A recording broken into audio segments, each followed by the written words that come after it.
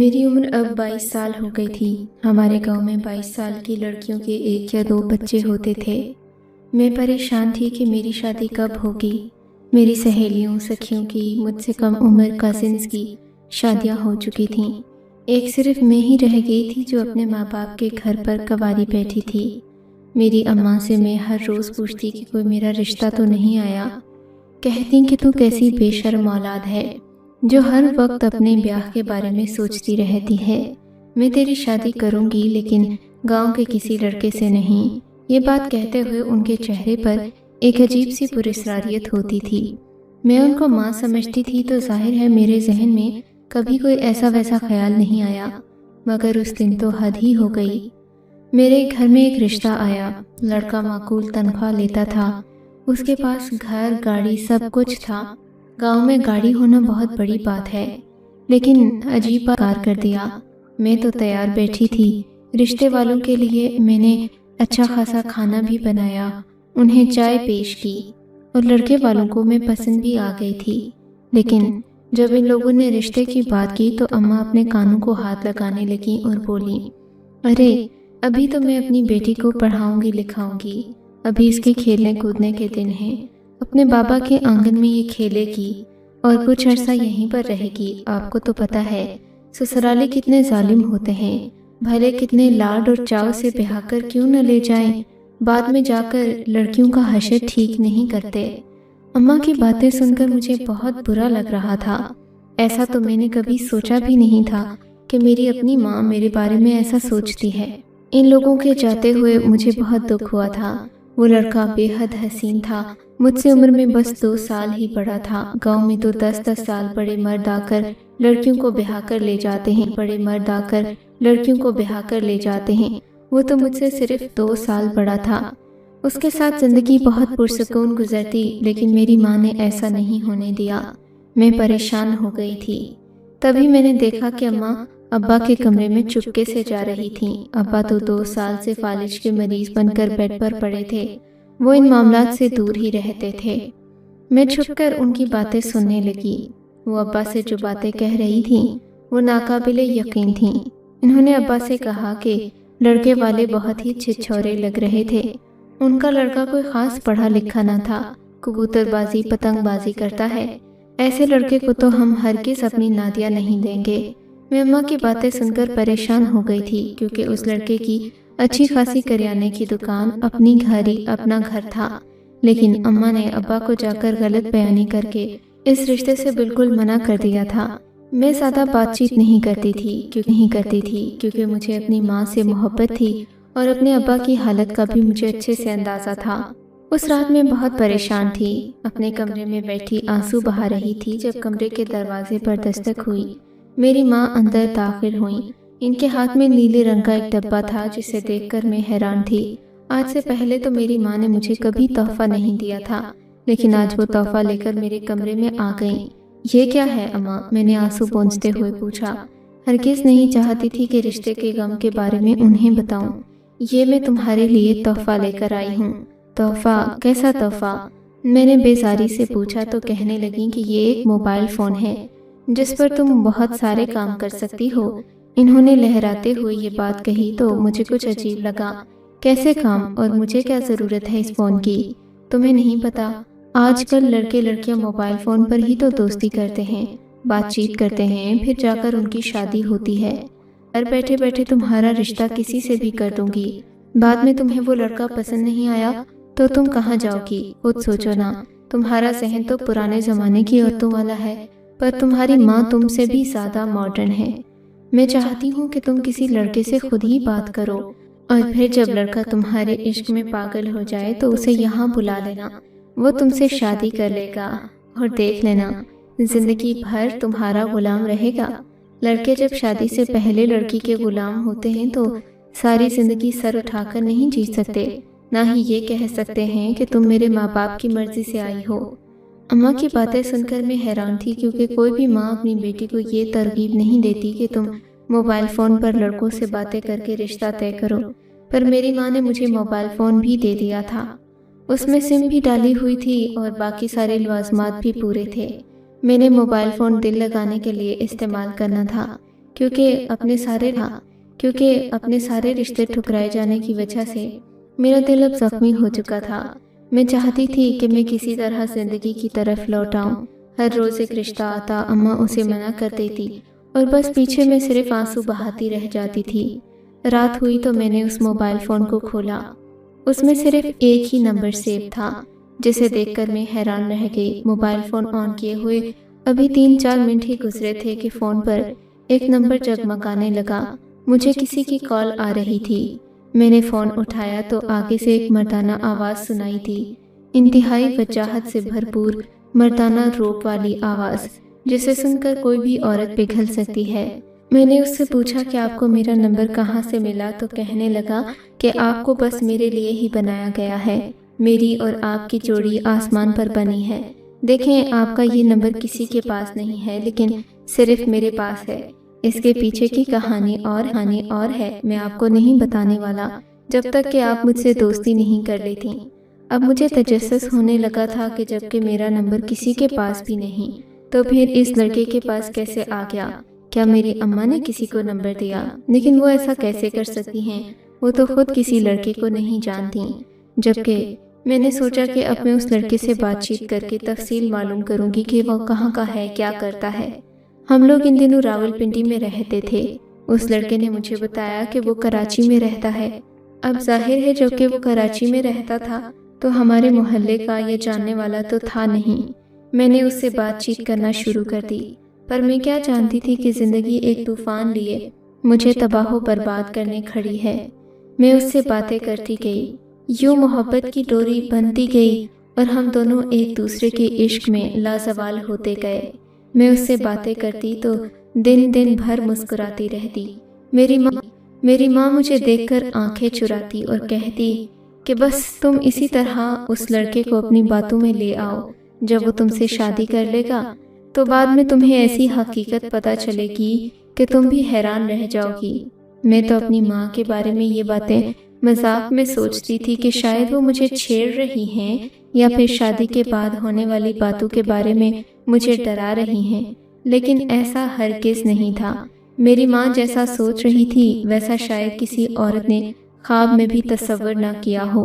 اب میں نے اپنی ماں کو یہ بات ساری سچ بتا دی تھی کہ میں اس لڑکے سے محبت کرنے لگی ہوں۔ مجھے وہ فون پر ہی ملا ہے۔ میں اپنی ماں کی شکر گزار تھی جس نے مجھے اپنی زندگی کی محبت سے ملوا دیا۔ انہوں نے کہا کہ ایسی بھی کیا بات ہے، چٹ منگنی پٹ بیاہ والا معاملہ کریں گے، تم اسے کہو کہ ہمارے گھر رشتہ لے کر آ جائے۔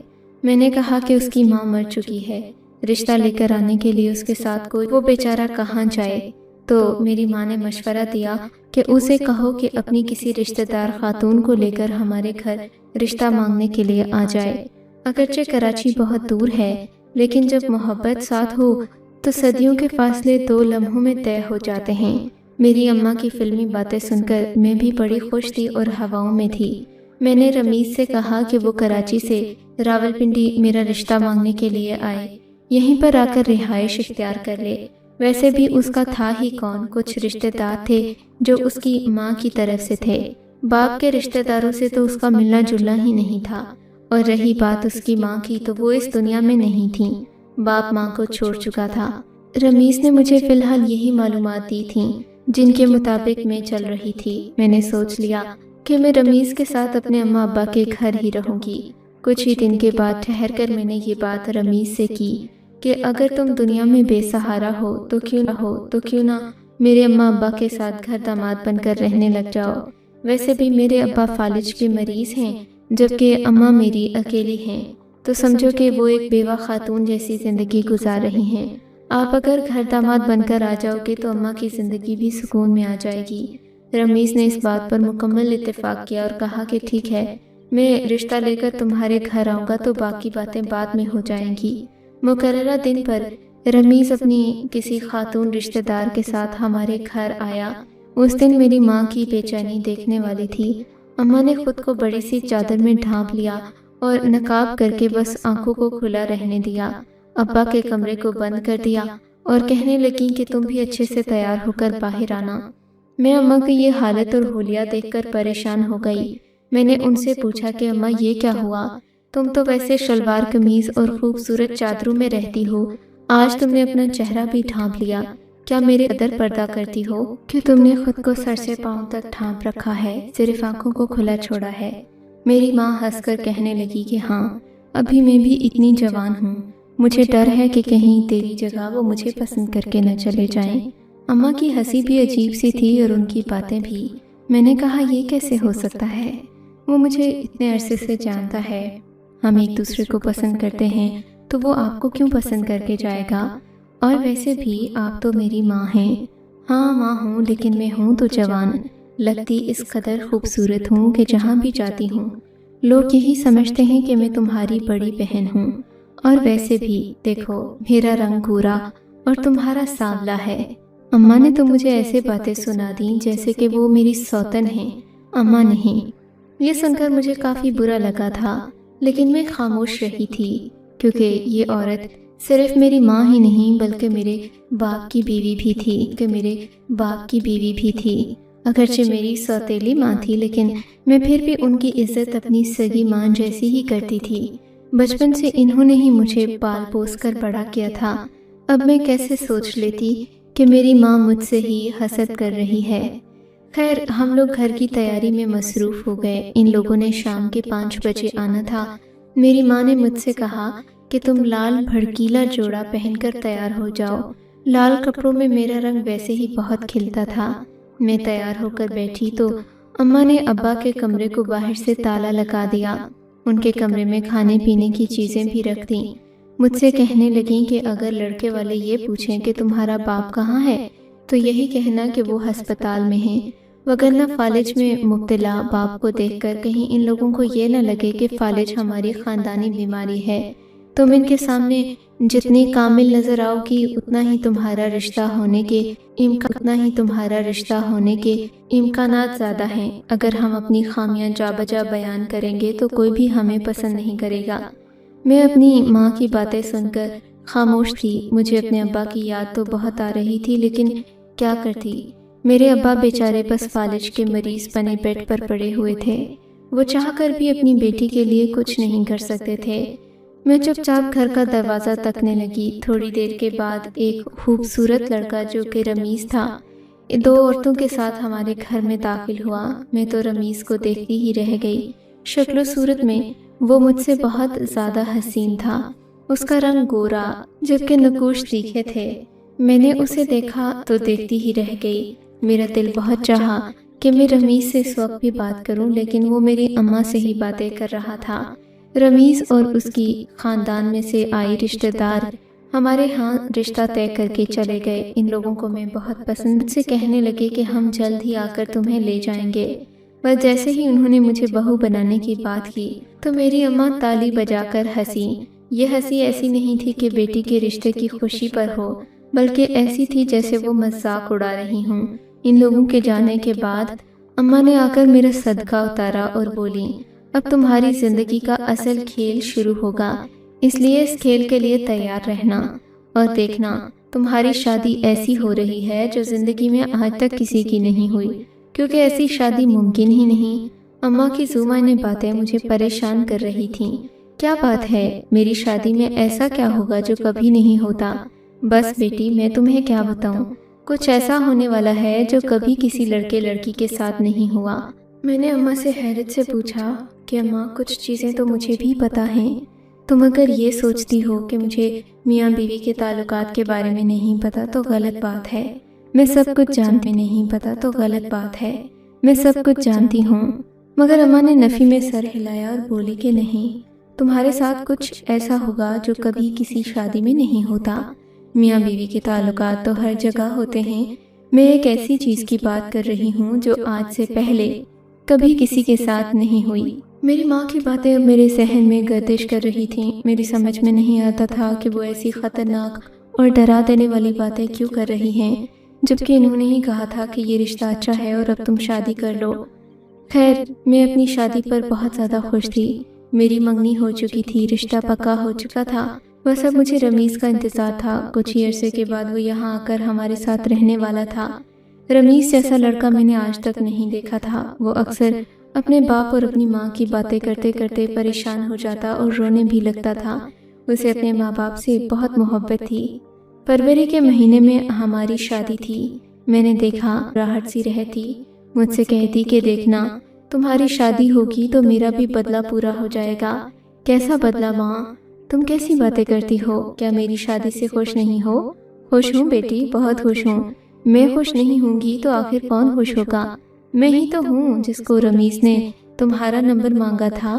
میں نے ہی اسے تمہارا نمبر دیا ہے اور اب وہ تم سے بات کر کے اس مقام تک پہنچا ہے کہ تمہیں اپنی بیوی بنانے جا رہا ہے۔ اماں کی باتیں بڑی عجیب تھیں۔ وہ شادی پر خوش بھی تھیں اور تانے بھی دے رہی تھیں۔ 1 مہینہ ہو گیا تھا، کل میرا نکاح تھا۔ میں اس قدر خوش تھی کہ بتا نہیں سکتی۔ مہینہ لگا کر میں نے اپنا اور رمیز کا کمرہ سجایا تھا، وہ کمرہ جس سے ہم اپنی خوابوں کی زندگی شروع کرنے والے تھے۔ مولوی صاحب بھی ہمارے گھر ہی آ گئے تھے کیونکہ یہ ایک مختصر سی شادی تھی۔ نہ ہی رمیز کے پاس اتنے روپے تھے اور نہ ہی میرے پاس کہ ہم لوگ بہت زیادہ رخصت ہو کر میں نے کہیں نہیں جانا تھا۔ رمیز نے ہمارے گھر رہنے شروع کر دینا تھا، اس لیے رمیز بھی اپنا سب کچھ لے کر ہمارے گھر آ چکا تھا۔ ابا آج بھی فالج کے مریض ہی تھے، ان کی حقیقت نہیں بدلی تھی۔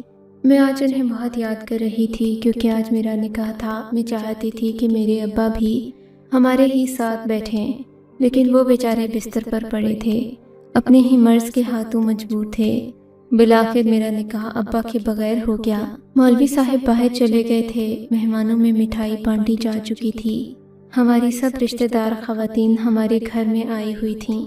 ظاہر ہے ایک مختصر سی شادی تھی، لیکن نکاح جتنا بھی مختصر ہو، کچھ لوگ تو جمع ہو ہی جاتے ہیں۔ اسی وجہ سے ہمارے گھر میں بھی کافی مہمان تھے۔ میں نہیں جانتی تھی کہ میری اماں کا اگلا منصوبہ کیا ہے۔ تھوڑی دیر گزری تھی کہ اماں ہنستی ہوئی میرے پاس آئی اور بولی، چلو میں تمہیں تمہارے کمرے میں چھوڑ دوں، آؤ، اتنا شرما کیوں رہی ہو؟ اماں نے یہ کہہ کر مجھے ہاتھ سے پکڑا اور گھسیٹ کر میرے کمرے میں لا پٹکا۔ اماں، میں اپنے اور رمیز کے کمرے میں جاؤں گی نا، آپ مجھے یہاں کیوں لے کر آئی ہیں؟ رمیز کے کمرے میں جا کر کیا کرو گی تم؟ اس سے تمہارا نکاح تو ہو گیا ہے، لیکن تمہارا رشتہ جائز نہیں ہے۔ انہوں نے تو جیسے میرے سر پر بم پھوڑ دیا تھا۔ کیوں جائز نہیں ہے؟ نکاح کے بعد میاں بیوی ایک دوسرے کے لیے حلال ہو جاتے ہیں، اور آپ تو خود اس شادی سے خوش تھیں، کہہ رہی تھی نکاح کے بعد سب کچھ ٹھیک ہو جائے گا، اور اب آپ کہہ رہی ہیں کہ وہ میرے لیے حلال نہیں ہے۔ ہاں، حلال نہیں ہے وہ، کیونکہ وہ تمہارا محرم ہے۔ ظاہر ہے تو وہ میرا محرم ہی ہو گیا ہے۔ اب کیا رہ گیا ہے؟ آپ ایسی باتیں کر کے خامخواہ ہمارا تماشا نہ بنائیں۔ تماشا تو اب بنے گا بیٹی، جو کچھ میرے ساتھ ہوا ہے اس کی سزا کے طور پر تمہارا یہ تماشا بننا تو بہت ضروری تھا۔ کیا مطلب ہے آپ کا؟ سیدھا سیدھا کہہ کیوں نہیں دیتی؟ کیا رمیز آپ کو خود پسند آ گیا ہے؟ یہ سنتے ہی اماں نے میرے منہ پر زوردار چانٹا مارا اور بولی، بے غیرت، بے حیا، ابھی تو میں تجھے تیرے کمرے میں چھوڑ آتی ہوں، رمیز سے کچھ مت کہنا، اصل مسئلہ تو صبح اٹھ کر تمہارے ساتھ ہوگا۔ میں تمہیں بتاؤں گی کہ میں کیا کہہ رہی تھی۔ میں اب اپنی ماں کی کسی بات پر دھیان نہیں دینا چاہتی تھی۔ میں نے نکاح کیا تھا، ایک نئے رشتے کا آغاز ہوا تھا، چاہتی تھی کہ یہ دن میں سکون سے گزاروں۔ میں اپنے اور رمیز کے کمرے میں چلی گئی۔ رمیز میرا انتظار کر رہا تھا، اس نے مجھ سے محبت بھری باتیں کی۔ ہم دونوں ہاتھ میں ہاتھ ڈال کر باتیں کرتے رہے۔ باتوں ہی باتوں میں صبح ہو گئی، ہمیں کسی اور چیز کا تو خیال ہی نہیں آیا۔ ہم دونوں اس قدر باتوں میں محو ہوئے، ایک دوسرے کی پرانی یادیں تازہ کرتے رہے کہ ہماری تو ذہن میں کوئی اور بات آ ہی نہیں رہی تھی۔ میں بھی عروسی جوڑا پہنے بیٹھی تھی۔ رمیز نے کہا کہ وہ ساری رات مجھے یوں ہی دیکھنا چاہتا ہے، عروسی جوڑے میں ملبوس اس کی دلہن بنے۔ میں بھی اسے تک رہی تھی۔ صبح ہوئی تو میں نے کپڑے تبدیل کیے، نماز پڑھی اور باہر آئی تو میری ماں کہے لگا کر ہنس پڑی، بولی کہ رکو، ابھی تو سب ناشتے پر جمع ہوں گے تو اصل تماشا شروع ہوگا۔ اب مجھے اپنی ماں سے نفرت ہو رہی تھی۔ یہ کیسی باتیں کر رہی تھی وہ، جبکہ میری شادی ہو چکی تھی۔ انہیں میرے سامنے اچھی اچھی باتیں کرنی چاہیے تھیں۔ سب لوگ کھانے کی میز پر جمع ہوئے تو میری ماں نے جو انکشاف کیا وہ سبھی کے سروں پر کسی قیامت سے کم نہیں گزرا تھا۔ انہوں نے کہا کہ رمیز اور نادیہ آپس میں بہن بھائی ہیں۔ سب کے چہروں پر سوالیہ نشان تھا کہ ایسا کیسے ہو سکتا ہے۔ تب میری سوتیلی ماں نے یہ حقیقت بتائی کہ میرے ابا سے دوسری شادی کرتے وقت انہوں نے یہ شرط رکھی تھی کہ وہ دوسری بیوی کو طلاق دے دیں اور اس کا جو بچہ ہے وہ بھی اس کے ساتھ اس گھر سے چلا جائے گا۔ ابا نے اپنی بیوی کی یہ بات مان لی تھی اور انہیں بہا کر گھر لے آئے۔ پہلی بیوی اپنا بیٹا لے کر اور اپنی بیٹی ابا کے پاس چھوڑ کر چلی گئی تھی۔ خدا جانے اتنے سالوں میں میری سوتیلی ماں کے ذہن میں کیا کھچڑی پکتی رہی کہ انہوں نے ابا کے منہ سے نکلنے والی اپنی پہلی بیوی کی تعریفوں کو اپنے لیے بے عزتی سمجھ لیا اور یہ کوشش کرنے لگی کہ وہ ایک دن ایسا لائیں گی جب ان کی بیٹی اور بیٹا دونوں ہی شرم سے خودکشی کر کے مر جائیں گے اور مارے شرم کے خودکشی کر لیں گے۔ میری ماں نے تو یہی کچھ سوچا ہوا تھا، کیونکہ ان کے خیال میں یہ ایک ممنوع رشتہ تھا۔ اگر وہ اسے جوڑ دیں گی تو وہ دو محرم رشتوں کو ملا کر انہیں رشتوں سے نفرت کروا دیں گی۔ میری سوتیلی ماں نے یہ نہیں سوچا کہ آخر میرے باپ نے اپنے بیٹے کو اتنی آسانی سے جانے کیسے دیا۔ بس انہوں نے تو اسی بات پر سارا زور لگا دیا کہ کسی طرح میں اپنے شوہر کی پہلی بیوی کے بیٹے تک پہنچوں اور اس سے اپنی بیٹی کا رشتہ کر دوں۔ پھر جب یہ شادی ہو جائے تو میں کھل کر تماشا دیکھوں۔ ابا نے اپنی پہلی بیوی کے بارے میں اپنی دوسری بیوی کو سب کچھ نہیں بتایا تھا، یہ بھی نہیں کہ وہ پہلے سے طلاق شدہ تھی اور ایک آدمی کا بیٹا لے کر ان کے پاس آئی تھی، جس سے ملنے روز اس کا باپ آتا تو ابا کو اچھا نہیں لگتا تھا، کیونکہ اب ان کی ایک اپنی اولاد بھی تھی جو کہ بیٹی تھی۔ ان کی بیٹی پر کسی غیر کا سایہ پڑے اس لیے انہیں گوارا نہیں تھا، سو انہوں نے اس عورت کو طلاق دے دی۔ ابا کی پہلی بیوی نے دوبارہ اپنے شوہر سے نکاح کر لیا۔ اس کا حلالہ ہو گیا، پہلے شوہر کو بھی عقل آ گئی اور یوں وہ اپنے بیٹے کے ساتھ اپنے گھر میں رہنے لگی۔ میرے ابا کی دوسری بیوی کو یہی لگتا رہا کہ وہ ابا کا ہی بیٹا ہے۔ بیچاری اس بات پر خوش ہوتی رہی کہ اس نے باپ بیٹے کو جدا کر دیا، لیکن ابا کبھی کبھی اپنی پہلی بیوی کی تعریف کر دیا کرتے جو میری اماں کو برداشت نہ ہوتی تھی۔ بس پھر میری سوتیلی ماں نے وہ کیا جو کبھی کسی نے سوچا بھی نہیں تھا۔